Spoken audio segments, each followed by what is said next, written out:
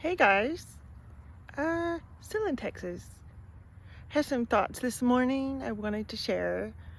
Hi, I'm Melanie Lombach, faith-based life coach. I am faith-led, family-focused, and freedom-driven for everyone.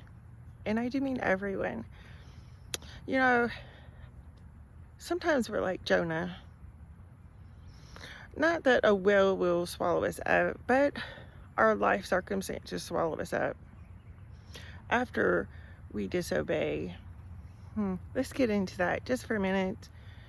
You know, I have asked God for things several times, and it's like He ignored me. And I distinctly heard Him say, "Take care of the nursery." And I'm like, I don't want to take care of the nursery. I'm going to sit with my husband. After I obeyed, and it seemed like it was not related, I had a huge breakthrough in my life. Another time, asking for more clarification with the girls, with help with the girls, wisdom, and I feel like the Lord was ignoring me for weeks. And I'm at church, felt a prompting of, Melanie, go to small group. I was like, I don't want to do that.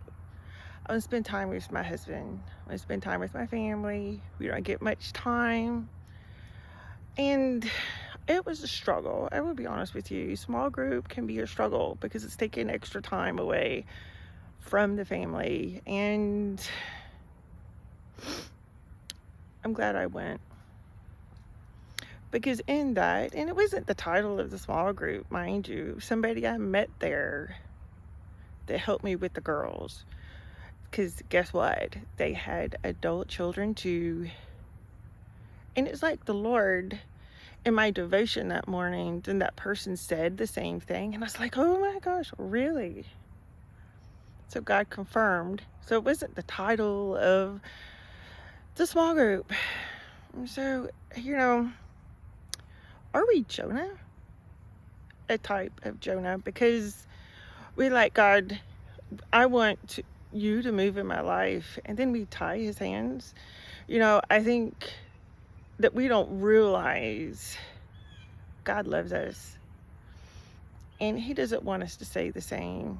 And there's so many issues that surrounded my situation with my daughters at the time as they were away from God that I didn't even realize. And that conversation that I had and other conversations I had, he answered the questions. I think we are oversimplifying our problems. It may be inside of us.